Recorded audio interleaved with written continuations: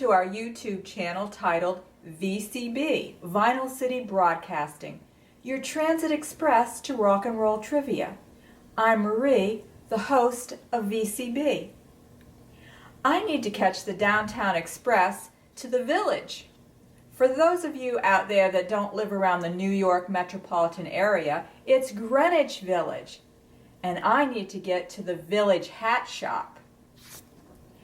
Remember the Village Gate? Cafe Wa? Back in the day. Sure you do. This is Times Square, 42nd Street. Transfer is available to 1. Rico, I tried to get a bowler like Eugene Pitt, but the salesman in the store looked at me funny and said, "I don't think so, lady." What do you think he meant by that? I'll be in the office shortly.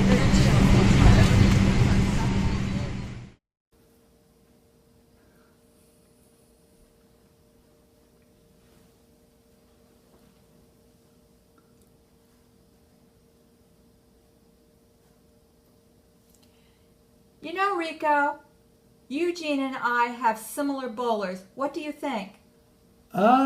It's time to start the show, Marie. Okay. You know, Eugene Pitt is from Brooklyn, New York, and he was the founding member of the Jive Five. In 1959, he, together with Jerome Hanna, Richard Harris, Norman Johnson, and Billy Prophet, formed the Jive Five. Among their classic doo-wop recordings released on Belltone Records were My True Story, Never Never, and What Time Is It? We had the pleasure of seeing them perform at a doo-wop show that was held at the Highlander Auditorium in Upland, California on July 16, 2016. What a great show he and his backup group, the Royals, put on. Dan Pequeno, one of our outside reporters and contributors to VCB, did the interview. We have Dan with us today, as he's going to give us a recap of the interview he did with the man himself. You want to send him in, Rico? All right, here he comes.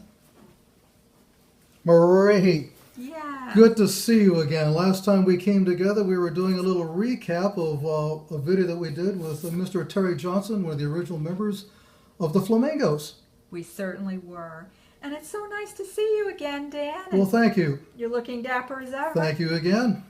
Well, why don't you go ahead and tell us a little bit about that interview you did with Eugene. Bring us up to speed. That'll be a pleasure. Eugene Pitt was part of the doo-wop concert that we saw up there in Upland, California.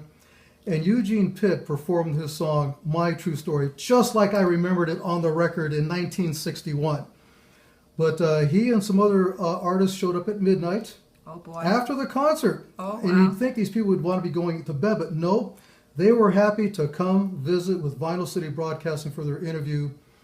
We sat down. He was sitting on my left, like where you are right now, and he was asking me what we were doing, and I told him.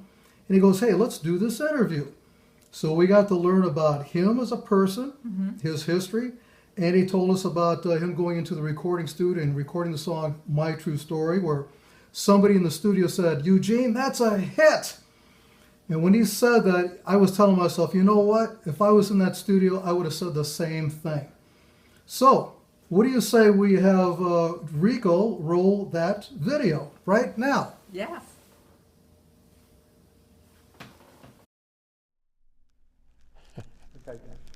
Hi, Dan again from Vinyl City Broadcasting, and right here on my left, Mr. Eugene Pitt of Jive Five.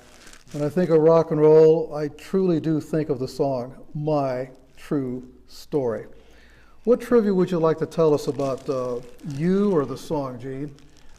Well, I'm a part of the song, so I can tell you about both. Okay. Yeah, You're the man. My True Story is a true story.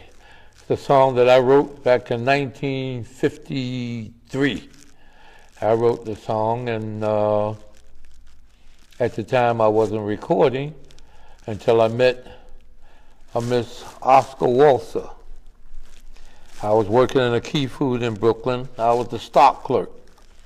And I was singing one day, and she walked into the store, and she heard me singing, and she said, "Wow, you can sing.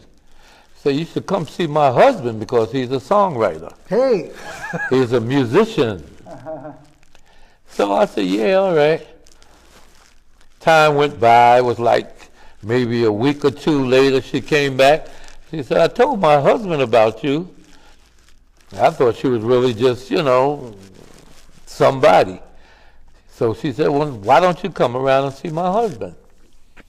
So when I got off from work that day, I went around and I met Mr. Walser, Oscar Walser.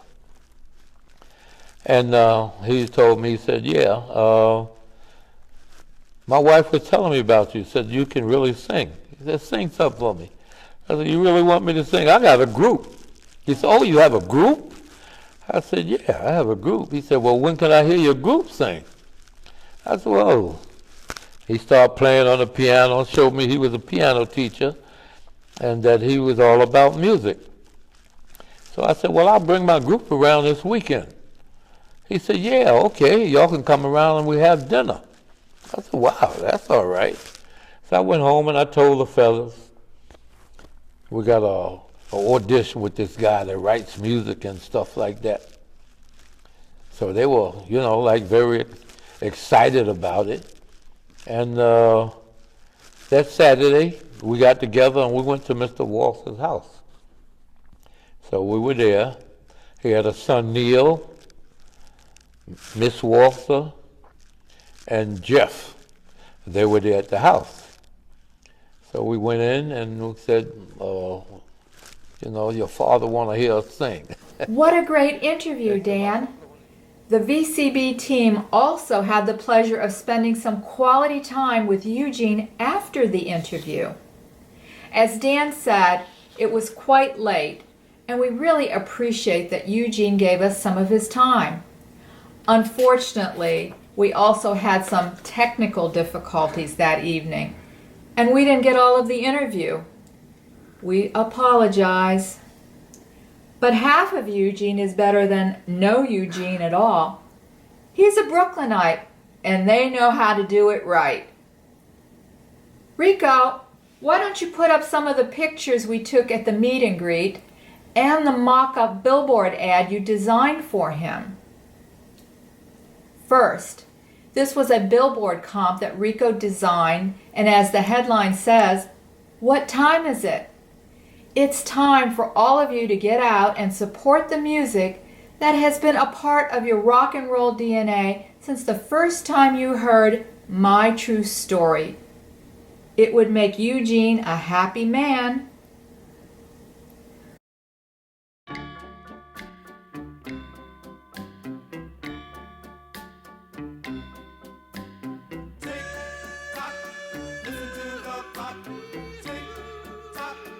Second, put up the other two pictures.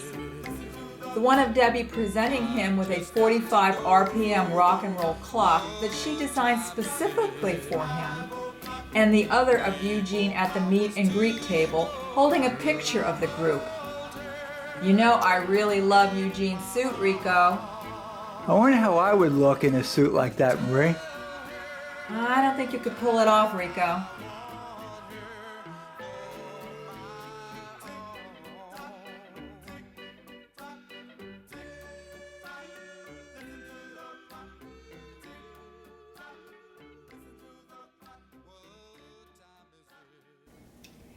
Now next month, we're going to be interviewing two local friends of ours who have been instrumental in keeping the music alive.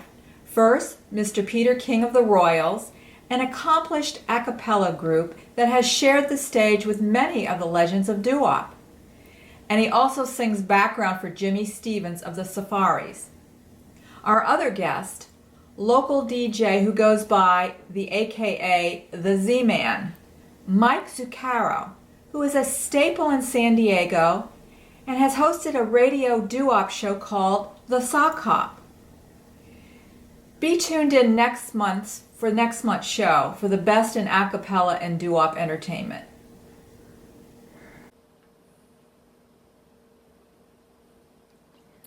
We need to get out of here, Rico. But before we do, I want to thank Dan Piceno for stopping by and giving us that introduction to the interview he had with Mr. Pitt. I'd like to go back to the village tonight, Rico, and check out the village hat store again. I really think the salesperson was going to sell me a bowler just like Mr. Pitt. And that ain't no jive.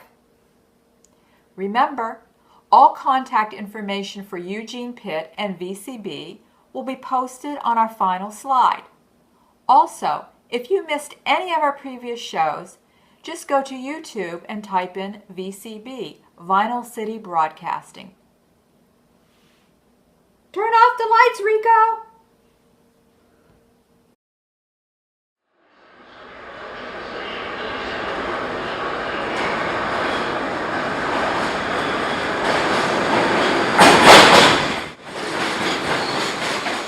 You know, one of these days, I need to get for myself a bowler hat. Just like the one Mr. Eugene Pitt has. There is a story